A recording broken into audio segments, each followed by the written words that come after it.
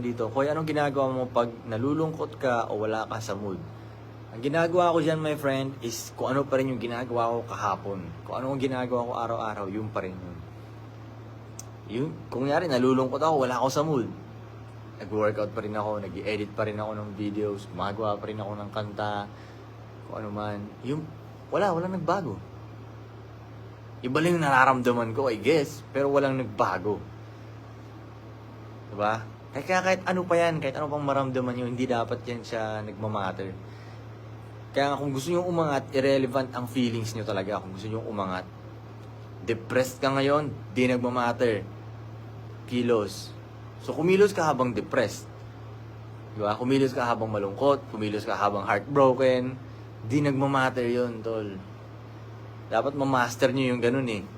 Kasi yung iba sa inyo, konting ano lang ng mga damdamin nyo, wala, tumitiklop kayo, hindi na kayo kumikilos, tamad na kayo tumayo, hindi na kayo nag-workout, hindi na kayo gumagawa ng kanta, or anumang diskarte nyo.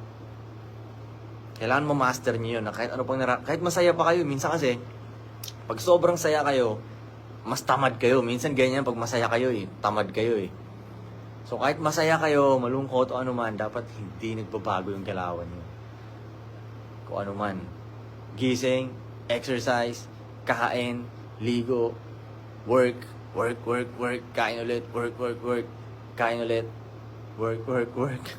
Ganon. Kung ano man ang nararamdaman nyo, same shit.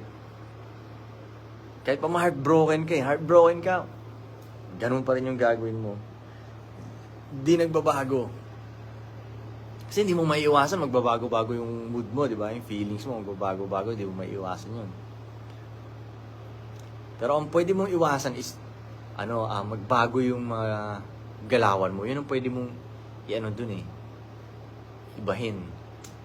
So, huwag mong baguhin yung galawan mo. Kung anong ginawa mo kahapon, yun pa rin. Gets nyo ba? Gets nyo ba mga matataas na IQ dyan? Sabi dito, control your emotions. Actually, ito, wag mo nang pansinin eh. Parang hindi mo na kailangan kontrolin, wag mo nang pansinin.